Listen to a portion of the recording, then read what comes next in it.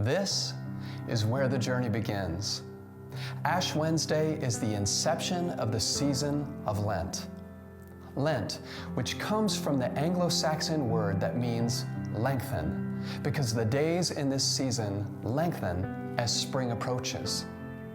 Lent first began as a 40-hour observance of the time Jesus spent in the tomb. It was a somber preparation for Easter, acknowledging that resurrection comes only through death, and that the way of Christ is the way of the cross.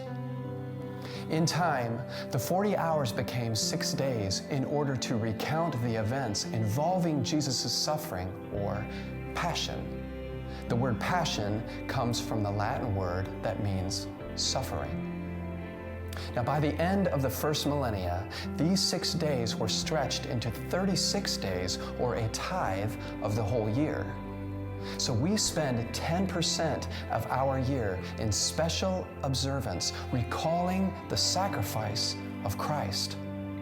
Christians are encouraged to spend these days in practices of self-denial and special disciplines, both to remember what Jesus did for us and to deepen our own spiritual journeys. Finally, the 36 days were turned into 40 in keeping with the biblical significance of 40 in the Bible. Now, if you do your math and count the days between now and Easter, you will realize that there are 46 days. That's because the Sundays in Lent aren't counted. They are days to worship and celebrate, so we break from our fast and self-denial routines.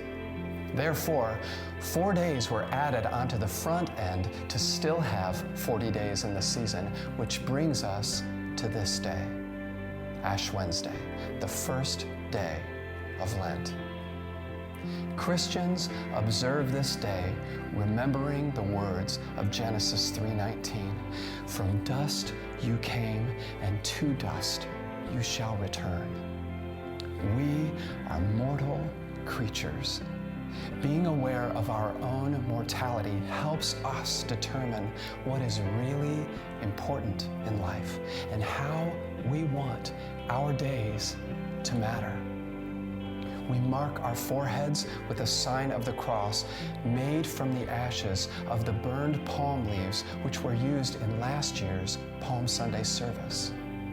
We begin by recognizing the reality of our deaths, and we end by celebrating on Easter morning the promise of eternal life, of resurrection, of God's amazing power to make all things new. Welcome, fellow pilgrims.